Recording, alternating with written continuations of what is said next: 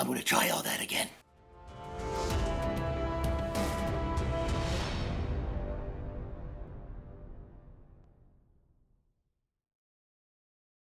Good morning, guys. Mr. J here, and as you may have noticed, my background's a little bit different today. You see, I live in Texas, and in Texas, in the summertime, it's really, really hot.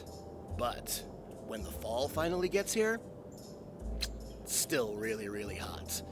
But at this time of year, around October, we do finally reach a point where the weather starts to cool off. And this morning, you guys, it's 46 degrees out. And I just couldn't resist putting on my Batman bathrobe, getting my cup of coffee, and coming outside and enjoying this beautiful sunrise. You know, when I think about the sunrise, it makes me think about how every day is a new day. How every day we get a chance to completely almost start over. All the things we might have messed up on yesterday, we get to try again because it's a new day. It's almost like we're getting a do-over. You know, we're going to spend a little bit of time today talking about new beginnings and do-overs and what all that means and how that can look in our lives. But most importantly, we're going to talk about a really important Bible story where God kind of started everything over new again with Noah and the ark. And, well, we'll get to more of that in our Bible time, but for now, why don't we just enjoy this wonderfully cool weather? For me, I'm going to enjoy a cup of coffee. You're probably not old enough for it yet. Maybe go get yourself some orange juice or a nice glass of milk or some water, and just, you know what? Enjoy God's amazing creation. Look at that. Here comes the sun. Isn't it beautiful? Wow, it's like a big old glowing soccer ball right there out next to me. Man, that's something, isn't it? Isn't God amazing, you guys? Okay, well, let's get into it with Everyday Adventure Man.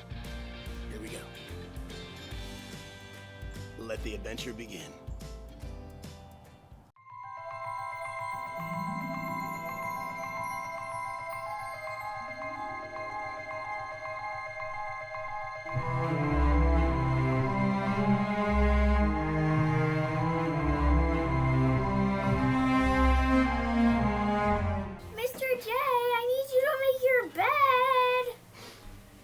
My bed?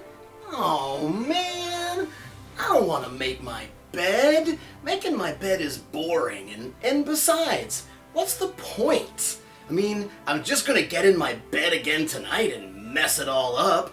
So why should I have to make it every morning? We should make our bed every morning so our bedroom has a fresh start, so everything's picked up and cleaned up and ready to go. But doesn't keep it from being a boring job. And we all know that there's only one person who can make boring things fun.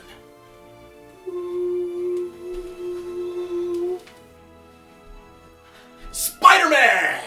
No, wait, that's not right. Hold on a second.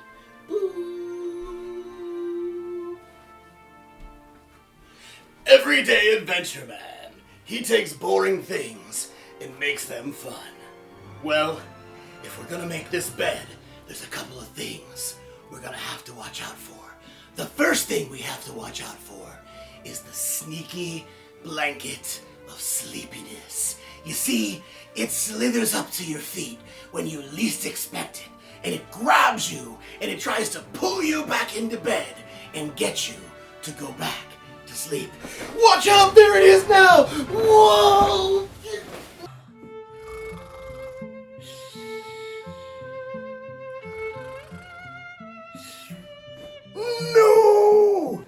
No! Sneaky blanket of sleepiness, you can't make me go to sleep! There's only one way you can stop a sneaky blanket of sleepiness. You must say, wake up! There. Now the sneaky blanket of sleepiness is not sleepy anymore. But, boys and girls, that's not the only thing we have to watch out for. Did you hear that? It sounded like Minecraft. I like Minecraft. Where's that coming from? Is it under the bed? No. Is it over here?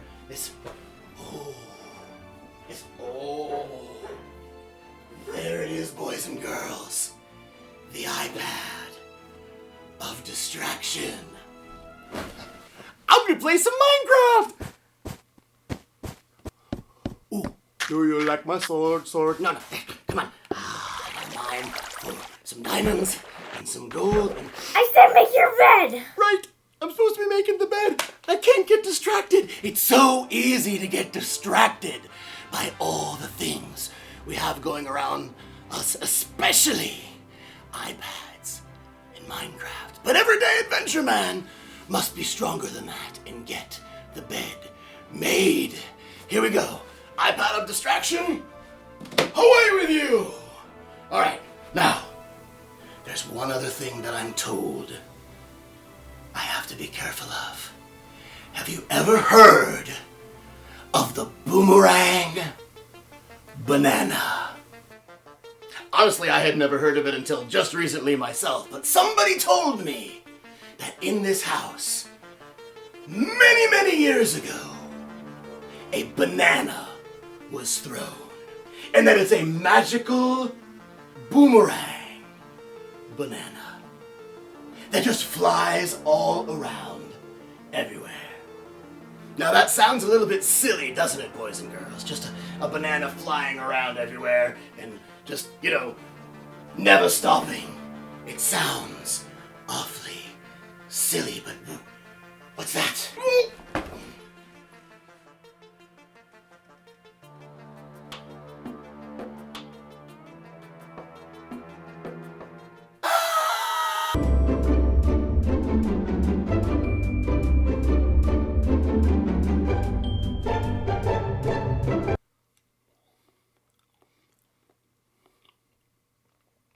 Turns out the boomerang banana wasn't anything to be scared of at all. I love bananas. They're really good, but we have a bed we have to make. Come on, boys and girls. Let's make this bed.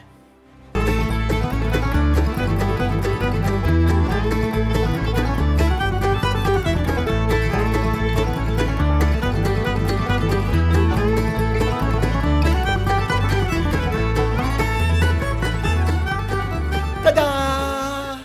Ha-ha! Another successful mission carried out by everyday adventure man. That's right, boys and girls. I take boring things and make them fun. Boring things like making your bed. So I hope, boys and girls, that if your bed's not made, you go and make it right now, really quick. And everyday adventure man, we'll see you later. Enjoy a banana boomerang while you're at it, why don't you? Bye-bye!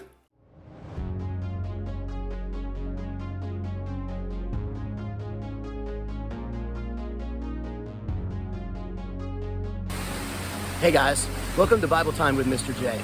I know we've been doing things a little bit differently today, and we're going to do Bible Time a little bit differently today too. I was out for a run today, and I like to go for runs, and once a week I go for a little bit of a longer run, and this is my halfway point here that I always stop at every week and, just enjoy the view, enjoy the sound of the waterfall. It's really relaxing, and it's a nice place to just stop and sit and think and talk and listen to God.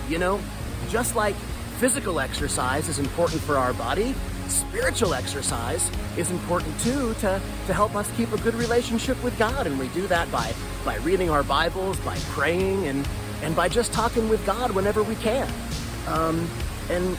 I thought it was really kind of interesting too. From my run, I'm sweaty and I'm gross and my face is all red. But you know what? God doesn't care. He wants us to come to Him as we are. And sometimes that means we're going to come to Him gross and sweaty. Sometimes we're going to come to Him with sin, like we've messed up. God doesn't care. He loves us and He wants us to come to Him. So I thought that was a really neat thing to share before we got into our Bible time today. So we've been talking about new beginnings and do-overs, and I want to talk to you about a story out of Genesis chapter 6 about Noah. You see, the last time we met, we talked about Peter and Jesus, and we skipped ahead a little bit, but let's go back to where we were. Where we were was Adam and Eve had sinned, they got kicked out of the garden, and now they were out on their own. And many, many years had passed. They had kids, and their kids had kids, and there were a lot of people in the world. And you know what? All the people in the world had become wicked. They had become sinful. They had turned away from God and not followed after his ways anymore. And God was pretty unhappy with that. He was like, you know what? I almost wonder if I need a do-over. People have become so sinful, they've forgotten about me. And that made God really sad because he loved everybody so much. But you know what? There was one person still on earth by the name of Noah. Him and his family were still holy. They still followed after God. And God was like, all right, I'm gonna give Noah a message. And so Noah's just kind of, hanging out in his yard, and God comes to him and says, hey Noah, what's up? And Noah's like, hey God, how's it going? And God's like, yeah, Noah, I'm gonna call a do-over, and I'm gonna flood the entire earth. Yeah. And Noah was like, you're gonna do what now? God was like, yeah, I'm gonna bring a flood over the entire earth. So here's what I need you to do. I need you to build a boat. And I need you and your family and 2 of every kind of animal to go on that boat. And think about that if you're Noah. All of a sudden he's like, okay, you're gonna flood the whole earth and you want me to build a boat. I'm not a carpenter, I don't know how to build a boat. Could I have some instructions or something? Oh, cool, ducks, neat. And so God gives Noah very specific instructions on how to build an ark. But here's kind of the funny thing, is that Noah didn't live near a sea or an ocean. He kind of lived in the middle of a landmass where there was no water around him. So he's like, God, how am I gonna get the boat to the water? And God was like, don't worry about that, I'll take care of it. So Noah does exactly this, and he spends hundreds of years building this ark. And can you imagine what everybody around Noah probably thought of him? They were like, this guy's crazy. He thinks the whole earth is gonna flood. He thinks God is talking to him and telling him this. And you know what? Maybe there were times that Noah thought he was crazy too. And he would pray to God and he'd be like, God, are you sure you want me to do this? But you know what? Noah was faithful. He trusted God. He did what God said. He built that ark and he gathered all the animals. And sure enough, when he got all the animals on the ark and closed the door, the rain came and the entire earth flooded. It rained for 40 days and 40 nights. That's a long time. And Noah was on this boat, and he spent a year on this boat after the rain stopped, just looking around, wondering, okay, God, now what? Can you imagine being stuck on a boat for a year with 2 of every kind of animal on earth? I can't imagine that smelled very good at all. But there it was. And so Noah opened a window after about a year, and he let a raven fly out. And the raven came back because there wasn't anywhere to land. So then he let a dove fly out. And the dove came back because there wasn't anywhere to land. Then a few weeks later, he let a dove fly out again, and a dove came back with an olive branch. And Noah was like, okay, so there's some trees starting to show up somewhere. And then a few weeks later, he opened the window and he let the dove fly away, and the dove didn't come back. So Noah knew it was time to go and to find a place to land the boat. So God brought the boat to land, and Noah and his family opened the door, and he and all the animals came out. And the first thing Noah did, you'd think he would fall down on the ground and he would start kissing it and be like, land, finally! No more being stuck on a stinky boat with stinky animals. But the first thing he did was he got down and he kneeled down and he thanked God for his goodness and his provision for him and his family. You see, Noah had been faithful. Noah had followed after God's commands, even in situations where it seemed like he didn't understand what was going on. He still trusted God. And you know what? We have to do that too. We have to trust God, you guys. Sometimes we're going to go through situations that we don't understand. Sometimes things are going to happen to us that don't make any sense to us. But we still have to trust that in those situations, God is with us, God loves us, and God knows best.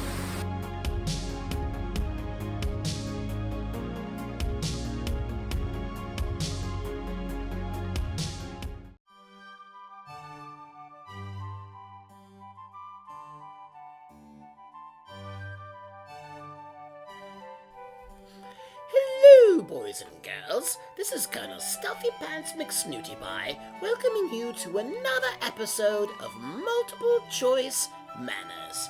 Today, we are joined by the extremely sleepy... Sorry. Today we are joined by the extremely sleepy Oliver the Otter. As you can see, Oliver is cuddled up for a nice nap. But Mr. J wants to play with Oliver. What will he do? Here are his options. He could A, count to 3 and yell as loud as he can to wake Oliver up so they can play. He can B, have a lightsaber battle right on top of Oliver. He could C, do a belly flop onto Oliver's bed. Or he could D, let Oliver sleep and play with him when he wakes up. What do you think Mr. J should do? If you said A, count to 3 and yell to wake Oliver up as loud as he can.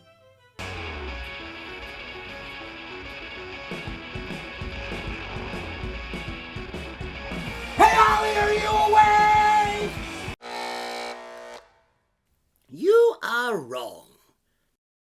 If you said B, have a lightsaber battle right on top of Oliver.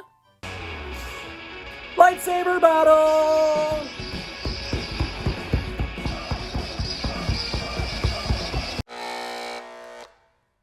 You are wrong. If you said C, do a belly flop on Oliver's bed. Belly flop!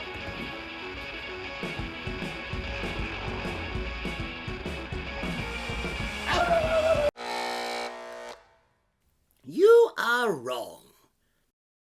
But if you said D, let Oliver sleep and play with him when he wakes up. I can see that Ollie's sleeping, and I better let him sleep and we'll play later.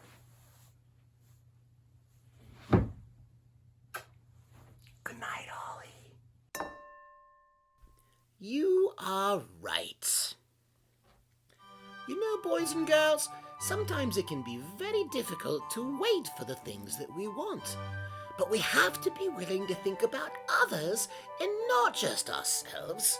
It's very selfish to only consider what you want. When it's time to get something, you should think about others as well, just like Mr. J thought about Oliver and let him finish his nap. This has been Colonel StuffyPants McSnootyPie, wishing you all a wonderfully well-mannered day. Hey everyone, so we've come to the end of another episode. And while it may have gone by pretty quickly for you guys, like 10-15 minutes, for me, I've been at this all day. I started this morning when the sun came up, and I've been filming stuff and editing all day. Believe it or not, the sun just went down out there, and it's dark. But you know what? It's fun. I really enjoy doing it, and we've learned lots of cool things today. We've learned about new beginnings with Noah, and we learned about how Noah trusted God even though he didn't fully understand what was going on. And how we can do that too, how there might sometimes be things in our lives that we don't get, but we can trust that God loves us and he knows what's best for us.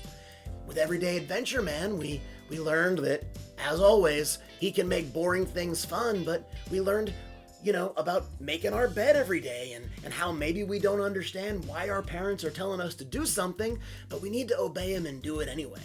And we even learned in multiple choice manners how important it is to be sensitive to other people's feelings. How Mr. J, me, didn't want to wake up Ollie the otter. He wanted to let him sleep and finish his nap before he played with him. Guys, I have so much fun doing this with you guys, and I can't wait until the next episode. If you liked this, please go ahead and click the like button. If you want to, please go ahead and subscribe to my channel. That way, when new videos come out, they'll show up in your feed. If you have questions or ideas for additional things you'd like to see me do, you can go to my website at mrj.fun, and you can click the Submit an Idea button in the upper right, and you can send me questions, ideas, or whatever. Guys, I hope you have an amazingly blessed week, and I'll see you next time. Mr. J, out.